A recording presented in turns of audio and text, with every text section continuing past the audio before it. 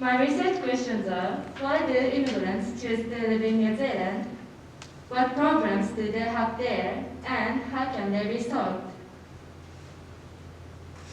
I interviewed 3 teachers who were immigrants from England and the USA, and also did bibliography research. For my bibliography research, I compared Japan and New Zealand. In the world ranking of migrants, Japan is 26 and New Zealand is 48. But as you can see, New Zealand has a higher percentage of migrants than Japan.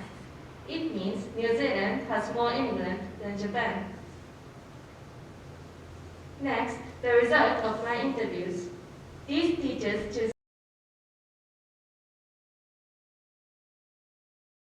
It prohibits students from working on a daily basis. So I decided to carry out my research on why do students work part-time and what are teachers' perspectives on students working. Regarding to the interview with students, I discovered their common purpose, which is to save their tuition for universities. Also, student A earns money to join a school trip, which is part of her curriculum, and B uses her money to get her own car license. It shows they are trying to cover their own costs even a little, and it is helping their self-reliance. In addition, one of the students said it would be stressful for her to choose her future course without any work experience. This is a timetable which I made in Naked Girls High School.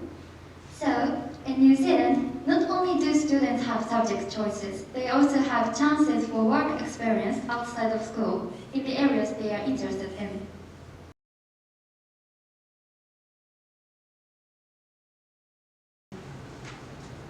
Now, let me talk about my research method. As you can see what I did for my research. I interviewed 2 international teachers on 20 September this year, and I did a case study of Brazilian international student as well. Moving into the findings of my case study. I focused on an international student who is from Brazil.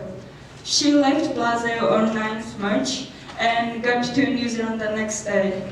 She was supposed to be there for 5 months, however she had to go back after 2 weeks because they were not enough flight to go back.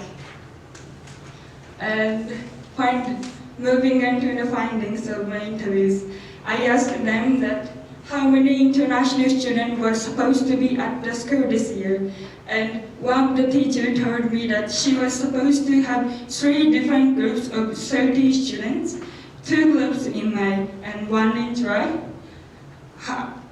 Furthermore, they have only 2 students confirmed to be coming next year because they are already in New Zealand. In my conclusion, schools have lost a large amount of income and they have therefore lost staff. This will directly affect student learning. Thank you for listening.